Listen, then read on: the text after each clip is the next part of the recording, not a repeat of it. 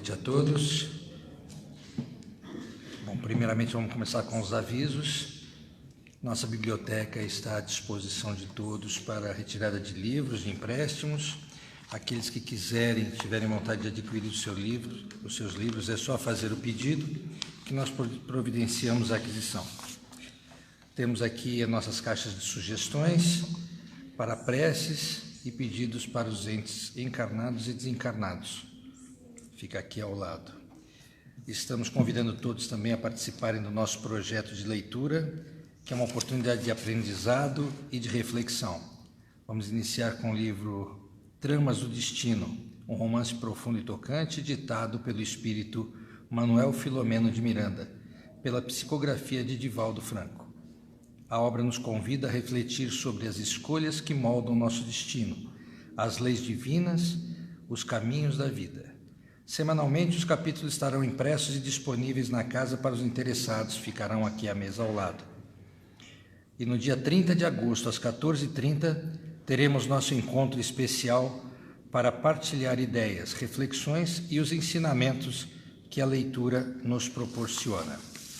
Lembramos a todos para desligarem seus aparelhos celulares, manterem suas mentes focadas no aprendizado, na paz e na sequência dos nossos trabalhos da noite de hoje. Vamos agora para a psicografia. Chamado. Estamos preparando tarefeiros que desejam servir. Os trabalhadores da última hora são nossos prediletos, pela consciência que dispõe em praticar as lições cristãs. Não é necessário dominar funções e conhecimentos. A boa vontade é suficiente, acrescida ao esforço pessoal em progredir. Não aguardemos a visita da dor para nos ensinar nas tribulações da vida. Vivenciemos o Evangelho pela dificuldade do próximo, aprendendo com exemplos. Suavizamos muito os nossos conflitos interiores no atendimento aos nossos irmãos. Deparando-se com emoções diversas, histórias pessoais, fracassos, superações, treinamos nossa individualidade com imenso repertório. A empatia é o vínculo da solidariedade que tanto alimenta a fé e o espírito do serviço. Não deixemos adiante esta oportunidade, a qual os conclamamos como sérios candidatos a servir. O amor é nosso remédio, o amor é nosso tratamento, o amor é nossa cura. É no contato uns com os outros que analisamos as nossas limitações, potencialidades, crescendo no movimento do bem, indo em direção ao amor universal. Essa mensagem foi psicografada pela casa no dia 12/4/2025. Agora vamos cerrar nossos olhos, mentalizar o Mestre Jesus. Senhor Deus, Pai de amor e bondade, agradecemos pela oportunidade desse encontro dedicado ao estudo do Teu Evangelho. Que possamos abrir, Senhor, nossos corações e mentes para os ensinamentos de Cristo e que os bons espíritos nos inspirem e inspirem nosso irmão Mauro, que possa estar iluminado para as nossas palavras e reflexões sejam guiadas pela caridade, pela humildade e pela verdade. Seja conosco hoje e sempre, que assim seja, graças a Deus.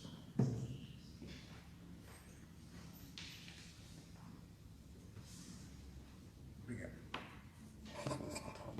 Boa noite a todos que nos assistem via internet. Vamos lá. Hoje nós vamos falar sobre o capítulo 2 do Evangelho segundo o Espiritismo. Esse capítulo é intitulado O Meu Reino Não É Deste Mundo. Então, o início do capítulo diz o seguinte: é um trecho do Evangelho de João, capítulo 18, versículos 33 a 37. Tornou, pois, a entrar Pilatos no pretório, e chamou a Jesus e disse-lhe: Tu és o rei dos judeus? Respondeu-lhe Jesus: o meu reino não é deste mundo. Se o meu reino fosse deste mundo, certo que os meus ministros haviam de pelejar para que eu não fosse entregue aos judeus. Mas, por agora, o meu reino não é daqui. Disse-lhe então Pilatos: logo tu és rei? Respondeu Jesus: tu dizes que eu sou. Eu não nasci, nem vim a este mundo, senão para dar testemunho da verdade. Todo aquele que é da verdade ouve a minha voz. Bem, Jesus aqui então assevera a Pilatos, assevera para todos nós, que o reino dele não é desse mundo. E é sobre isso que nós vamos falar. Aqui no item 5 desse capítulo, tem o título de O Ponto de Vista. Eu vou ler o iniciozinho desse item aqui. A ideia clara e precisa que se faz da vida futura dá uma fé inabalável no porvir. E esta fé tem consequências enormes sobre a moralização dos homens, porque muda completamente o ponto de vista pela qual eles encaram a vida terrena. Para aquele que se coloca pelo pensamento na vida espiritual, que é infinita, a vida corporal não é mais do que uma rápida passagem, uma breve permanência num país ingrato. As vicissitudes e as tribulações da vida são apenas incidentes que ele enfrenta com paciência, porque sabe que são de curta duração.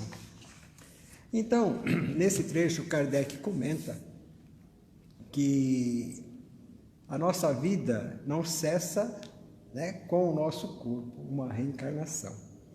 Então, quando nós passamos a acreditar nisso, que a morte física não é o fim, a morte física é meio, é caminho. Então, quando nós passamos a ter essa consciência, a gente começa a viver com mais qualidade, porque nós não temos essa preocupação de morrer, Nós não temos essa, poxa vida, eu não conquistei nada na minha vida ainda, de coisas materiais. Porque se nós não acreditarmos na vida futura, ou na vida pós-morte, o que nos resta? Nos resta só as coisas materiais, Nos resta as conquistas, o uso, o fruto, a diversão, a alimentação, os prazeres imediatos que a vida pode trazer, Agora, essa é uma questão ainda discutível. Poucas pessoas realmente creem na continuidade da vida, Porque se a grande maioria acreditasse, nosso mundo estaria melhor. Nós observamos hoje, como é que funciona a sociedade, tanto egoísmo, tantas desavenças, tantas mesquinharias, que isso mostra realmente que nós estamos imaginando que vamos acabar ali, Poxa vida, eu ainda não curti nada na minha vida, ainda não consegui comprar o carro que eu tanto desejo. E começa essas coisas de inveja, de achar que Deus privilegia uns e, ao contrário, despreza outros. Isso não é possível. Então, nós não acreditamos em Deus. Nós achamos que Deus privilegia alguns em detrimento dos outros. Puxa vida, que Deus é esse? Então, é preciso nós lançarmos o nosso pensamento para uma coisa mais segura, sabe? E não é ilusão falar assim, o Espiritismo é uma coisa muito conformada, que fica se conformando com todas as situações. Não é isso. Estudando a doutrina espírita como nós fazemos, nós entendemos a vida de uma outra forma. Nós entendemos que a nossa vida é uma continuidade e não uma coisa finita. E quanto mais confiança nós demonstrarmos nesta crença, quanto mais confiança nós tivermos, mais tranquilidade nós temos para viver. Porque não é possível que alguém, Deus, o Criador, a Força Suprema, entenda como quiser.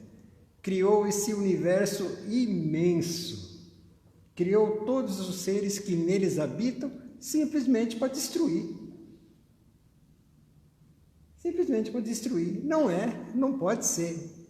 Né? É uma coisa muito mesquinha. Seria, né, uma coisa muito mesquinha. Eu crio os seres e depois eu destruo. Com qual finalidade? Com qual finalidade? Se nós acreditamos que Deus é a origem de todas as coisas, né? E a soberana justiça, nós não podemos atribuir a Ele coisas e defeitos que nós, seres humanos, carregamos conosco. Né? Então, a fé na vida futura nos dá mais tranquilidade para viver e nos dá menos ambição. Nos dá menos ambição. Ou seja, não é que a gente vá desprezar as coisas materiais. Não. Nós precisamos comer, nós precisamos morar, nós precisamos vestir, né? Nós precisamos uma série de coisas que só o trabalho pode oferecer. Então é preciso que nós trabalhemos para que a gente possa obter essas coisas e ajudar aqueles que não conseguem obter, que nem todos têm condições de conseguir isso. É onde Jesus nos ensina que nós devemos nos amar, né? Amarmos uns aos outros. Esse amar uns aos outros a questão de amar é respeito para com os outros. Termos respeito para com os outros. Se todos nós nos respeitássemos, ai que bom seria. Nós observamos no mundo de hoje ainda, né, século XXI, guerras. Pensa bem. Só mudou as armas, né, mas a rudeza do coração é a mesma. Antigamente as guerras eram a pé, de cavalo, com lança, com machado, sei lá, pedaço de pau, qualquer coisa. Hoje em dia nós temos drone, né? Fica ali que nem um videogame controlando o drone para jogar bomba nos outros. Pensa bem, né? Aí nós matamos, né, supostamente um monte de pessoas. Aí de repente vem a nossa vez de morrer, né? Porque nosso corpo não é eterno. Aí a gente passa para o plano espiritual, dá de cara com aquele a quem a gente matou. Que vergonha, já pensou? Eu pensei que... Né? Não. Então, o que essa lição de Kardec quer dizer, né, sobre que o meu reino não é desse mundo? É que nós precisamos melhorar e transformar este mundo também num pedaço do reino de Deus. Porque, por enquanto, o que nós observamos? Grandes dificuldades. Grandes dificuldades. Dores, doenças, desavenças, intrigas, ciúme, inveja. Parece que o mundo é movido por isso. A gente observa, né, as classes dominantes, querendo cada vez mais, eu quero mais para mim, mas aquele não tem, problema dele. Né? Olha, isso é para nós termos pena, porque é um grave erro. É um erro gravíssimo. Pensar que nós podemos ser superior a alguém. Sabe? Imagine como nós observamos um monte de formigas, né? Para nós não são todas iguais, uma com a outra, né? Ali andando, tal, aquele motivo. Quanto mais a gente for subindo, mais vamos misturar a nossa visão. E assim somos para Deus. Deus nos enxerga de cima, nos enxerga do alto, vamos dizer, e nos vê todos iguais. Não tem distinção. Né? Tem aquelas grandes, antigas passagens, né, no Evangelho, né? Deus faz brilhar o sol sobre justos e injustos. Né? Então, o sol é para todos. A chuva é para todos, o ar que respiramos é para todos, não tem distinção. A distinção somos nós que fazemos. Ah, Mauro, mas tem tanta gente que sofre no mundo. Tem sim, bastante. Muitos, eu arrisco dizer que a grande maioria. Mas por quê? Nessa sequência de vidas, de reencarnações, esse nosso apego demasiado à matéria, essa nossa competição, a ausência do respeito entre nós mesmos, causa esse sofrimento. Gera as consequências. Né? Acredite quem quiser. Ou prove ao contrário quem quiser. Tente provar ao contrário. Né? Por que nasce uns saudáveis, outros doentes? Uns na pobreza, outros na opulência. Né? Então, se existe algum outro motivo, que se explique. Né? Porque nós não somos melhor um que o outro. Nós não somos melhor. Então, está aqui, continuando a lição. Sob o ponto de vista da vida terrena, em cujo centro se coloca tudo, se agiganta ao seu redor. Tudo se agiganta ao seu redor. O mal que o atinge, como o bem que toca os outros, tudo adquire aos seus olhos enorme importância. É como um homem que, dentro de uma cidade, vê tudo grande em seu redor. Os cidadãos eminentes, como os monumentos, mas que, subindo a uma montanha, tudo lhe parece tão pequeno. Quando nós estamos dentro da cidade, a gente vê o tamanho dela. Quando a gente olha de longe, a gente vê uma coisa muito pequena. Então, isso mostra a equidade que nós temos entre todos. E a nossa vida, a nossa reencarnação, ela nada mais é do que um piscar de olhos, comparado com a eternidade. Ainda hoje, relendo uma obra de Emmanuel, ditado pelo Espírito Emmanuel, psicografia de Chico Xavier, a obra é intitulada 50 anos depois. Emmanuel, dentre outras obras, tem uma obra chamada Há 2000 anos e na sequência vem essa 50 anos depois. É a trajetória do mesmo espírito que é ele próprio, Emmanuel. Nesse livro que estávamos relendo alguns trechos hoje, essa história, 50 anos depois, ela é narrada na época do imperador de Roma, o imperador Adriano. O Adriano, ele teve lá o seu reinado, está anotado aqui, no ano de 117 a 138 da era cristã. E esse romance é narrado nesta época. Então, como estamos dizendo aqui, Adriano era um imperador de Roma, ou seja, o comandante do mundo conhecido na época, cheio das províncias, fazia parte lá, praticamente a Europa toda, alguma parte da Ásia, Grécia, tudo estava sob o domínio romano. E, lógico, o homem mais poderoso do mundo era o imperador de Roma, E na sequência desse romance, vai desenrolando lá a trama entre espíritos, coisas honestas, coisas desonestas, e é um romance mesmo.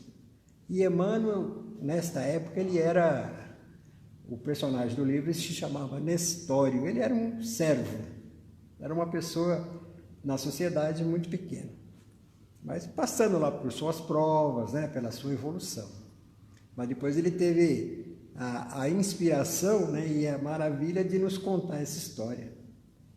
Emmanuel que esteve cara a cara com o Cristo, frente a frente. Isso ele narra em outro romance.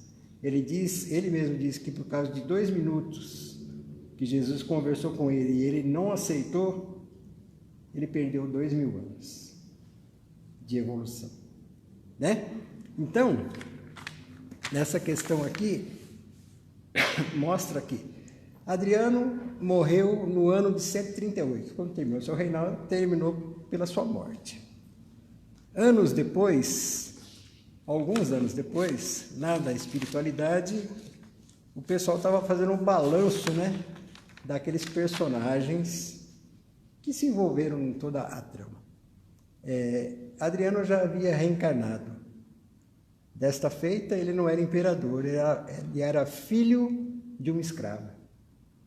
Diz que uma criança esquálida, uma criança com muitas dificuldades, logo de cara, né? Fraquinho, porque filho de escravo, né? Não tinha lá, nem SUS não tinha naquela época, né? Para poder levar no postinho. Então, grandes dificuldades. Então, veja bem, ora um imperador, depois um escravo, o filho de uma escrava, naturalmente escravo também. Então, eu estou querendo dizer isso, ilustrando com esse romance, porque eu estou falando, se existe tanto sofrimento no mundo, né? O que gera o sofrimento? São as nossas atitudes. Deus não é sádico, fala assim, esse vai sofrer, aquele vai sofrer. Foi criado para sofrer. Isso é sadismo, isso é defeito humano, não é defeito de Deus. Né? Nós somos imagem e semelhança dele, e não ele imagem e semelhança nossa, ao contrário. Né?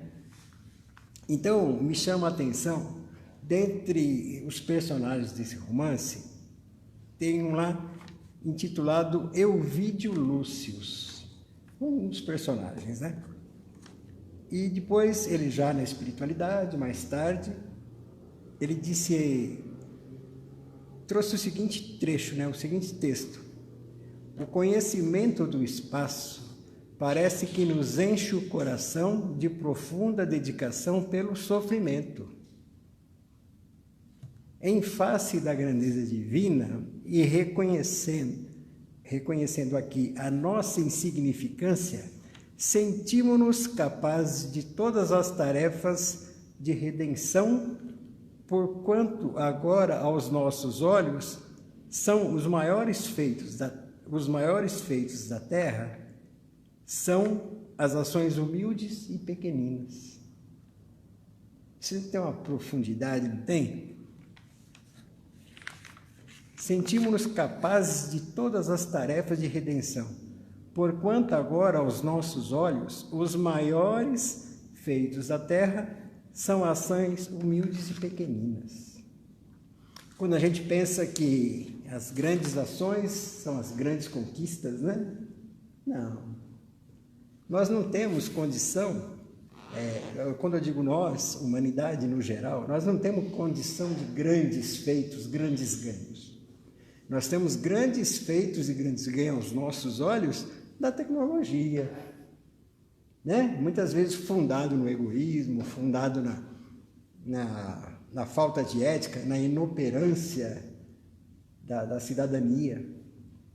Nos parece um grande feito, mas aqui nesse romance mostra Adriano, que era chamado de o Augusto, né? O Augusto seria assim, uma tradução livre, o maioral, né? Augusto depois vira o nome, mas naquele tempo era adjetivo. Era uma qualidade de ser Augusto. De repente, reencarna como filho de um escravo. E esse Elvídio Lúcius nos dizendo que as pequenas ações são as maiores, ele quis dizer o quê com isso? Que nós temos que nos esforçar para sermos melhor. Nós não temos condição de fazermos assim obras fantásticas, aquela benemerência, aquela coisa, para nós, porque interessa o crescimento de cada pessoa. Então nós temos que nos esforçar nas pequenas, né? Corrigir a nossa trajetória nas coisinhas pequenas. né? É que nem, por exemplo, quem ganha um salário mínimo, como é que ele vai fazer economia? Nas coisas de centavos. Isso aqui é 10 centavos mais barato que aquele, mas eu ganho tão pouco, 10 centavos para mim é dinheiro. Então, eu tenho tantos defeitos que um gesto, pequenino que seja, é progresso. É progresso, porque muitas vezes a gente fala assim, eu não tenho mais jeito, eu estou perdido, eu carrego tanta coisa comigo que, caso perdido. Não somos. Nós não somos caso perdido, de maneira alguma. Devemos, então, dia a dia, nos esforçarmos. Tem aquele vizinho que eu detesto, não sei porquê, mas eu não vou com a cara dele. Passa por ele, fala um bom dia. Se ele não responder, problema dele. Né? Mas nós temos que nos esforçar, porque paciência não vende na farmácia. Educação também não. Nós temos que adquirir. Temos que adquirir. Então, um amigo contou uma história há tempo, né? Diz que toda vez uma pessoa ia sair de casa e tinha lixo jogado no portão dele, né? Na frente da casa dele. E ele ficou assim pensando, puxa vida, quem será? Aí ele ficou ali tocado e viu que o vizinho, né, chegava lá e despejava o lixo despreocupadamente. Aí disse que um dia ele ficou esperando o vizinho, né? O vizinho ia lá assim cedinho. Na hora que o vizinho apareceu para jogar o lixo lá, ele falou, deixa que eu te ajude. Pegou ele mesmo e jogou o lixo lá. Né? Ao invés de brigar com o vizinho, ele falou, não, deixa que eu te ajudo. Pegou, jogou o lixo lá e depois recolheu. O vizinho nunca mais jogou nada. Sendo que, se ele tivesse partido para a briga, fazer a mesma coisa que o vizinho estava fazendo com ele, podia sair morte. Né?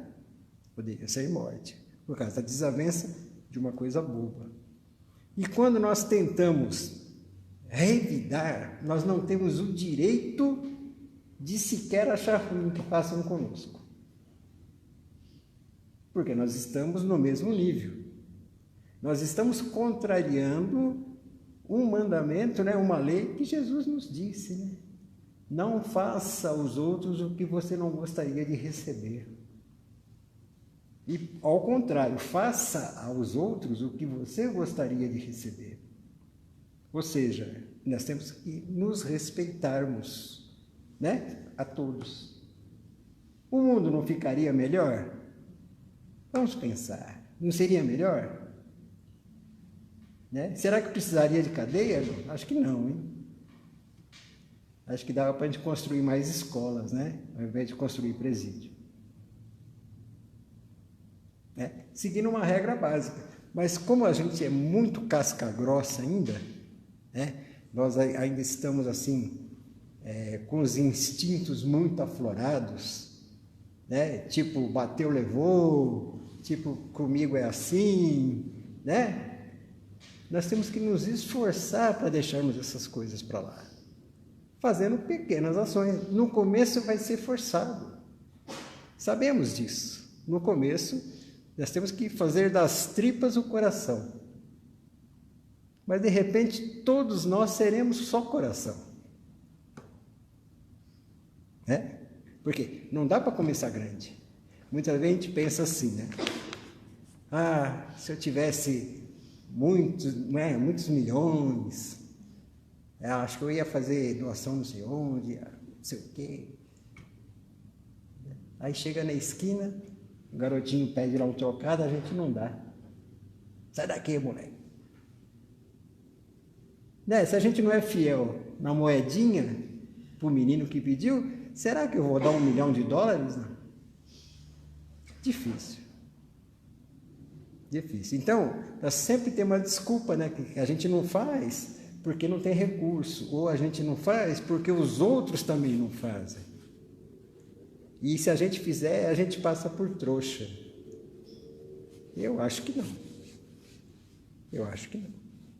Mas para isso é preciso nós termos a noção que a vida continua, como diz Kardec. Aquele que crê na vida futura vive melhor desde o presente. Porque não tem sentido, por exemplo, a gente desejar matar alguém. A gente vai matar um corpo. Eu falo aí, o nosso corpo, né, por sua vez, uma hora vai morrer também. Vai exaurir, né, o fluido vital de alguma forma. Aí nós de cara com aquele que nós possivelmente tenhamos matado, né? E aí? Pensa bem. Ou muitas vezes aquela pessoa que a gente despreza hoje, quando a gente morre, nós encontramos ela do outro lado, muito maior do que a gente. Muito maior. Espiritualmente falando, eu digo, né? Espiritualmente falando. Então, a doutrina espírita, ela vem esclarecer muitos ensinamentos que as religiões vêm trazendo aí ao longo dos anos, né? No tempo de Moisés, no tempo do Cristo. A doutrina espírita vem fazer luz sobre essas lições. Então, não é aquela coisa do medo, né? Que foi usado e é usado muito até hoje. Não faz isso porque Deus castiga. Deus não é amor? Né? Jesus, representando Deus perante nós, não nos ensinou o perdão? Né? Quantas vezes devo perdoar o meu próximo? 7 vezes? Pedro perguntou, né, Jesus? Não, Pedro, não digo até 7 vezes, mas 70 vezes 7 vezes. Ou seja, perdoa sempre. Então, isso tem uma utilidade que a doutrina espírita nos explica hoje. Aquele que perdoa não é o fraco, é o forte, que consegue ser melhor do que aquele que agrediu, aquele que ofendeu. E quem perdoa tira de si a mágoa, o rancor, né, que pode perseguir a pessoa ao longo de séculos. Eu digo séculos porque existem casos que a gente conhece, né, dentro do doutrina espírita, que aconteceu há 300, 400 anos, então os espíritos em litígio ainda, um contra o outro. Porque não perdoam. Né? Então carregam consigo a vingança, carregam consigo a mágoa, carregam a desforra. E desforra hoje, vítima amanhã. Plantou, colheu. Né? Não tem escapatória. Então Deus não castiga ninguém. As nossas chances são iguais para todas as criaturas, independente de cor, de raça, de credo, né? De religião, de posição social. Nós somos diferentes no modo de viver naquele momento. Passamos nós por experiências diferentes. Experiências diferentes no mesmo momento. Então, isso não quer dizer que sejamos diferentes. São experiências diferentes. Né? Então, vamos pensar nessa vida futura com mais carinho. E não daquele jeito, né? Se você for bonzinho, você vai para o céu. Se for malzinho, vai para o inferno.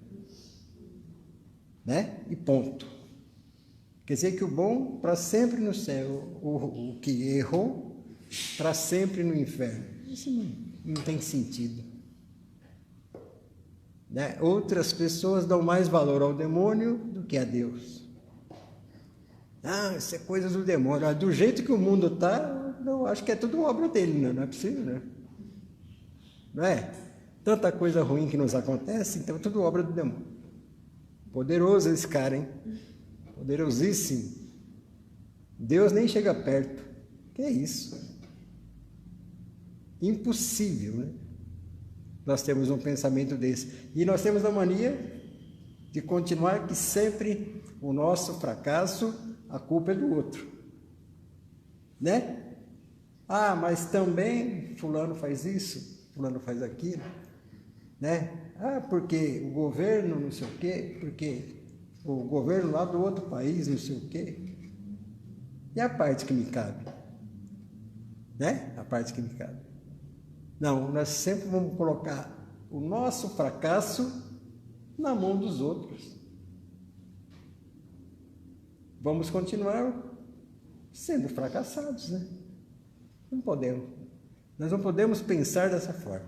Eu falo, nós temos que, a doutrina espírita, ela traz uma nova maneira de enxergarmos o todo, a partir da nossa individualidade. Então, trabalho em mim, me melhoro, porque eu não consigo trabalhar o outro. Então, cada um tem que fazer a sua parte, sem egoísmo, né? Fazer a sua parte e auxiliar os outros a fazerem a parte dele. Mas fazer por ele, nós não conseguimos. É a mesma coisa que ter sede e outro tomar água para ver se a nossa sede passa. Não tem jeito. Vamos continuar com sede, né? Então, nós temos que beber dessa água. Nós temos que fazer, repito, a nossa parte. Então, vamos ler a doutrina espírita com mais vagar, vamos estudar, né? Vamos aprender, que nós faremos uma vida melhor, com certeza. Boa noite, por hoje é só. Muito obrigado.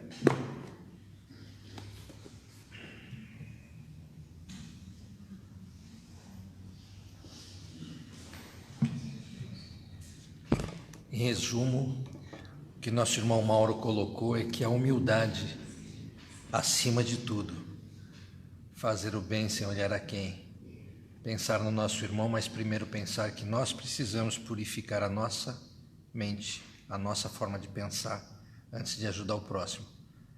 Ninguém que não estiver bem não consegue ajudar o próximo. Senhor Deus, agradecemos pela luz e pelo amparo recebidos neste momento de estudo e de reflexão. Que os ensinamentos aqui compartilhados floresçam em vossas atitudes diárias, fortalecendo em nós a fé, a esperança e a caridade. Agradecemos também aos bons espíritos que nos acompanharam e inspiraram nosso irmão Mauro, e pedimos que nos auxiliem a seguir firmes no caminho do bem e da fé. Permaneçam conosco hoje e sempre. Que assim seja, graças a Deus.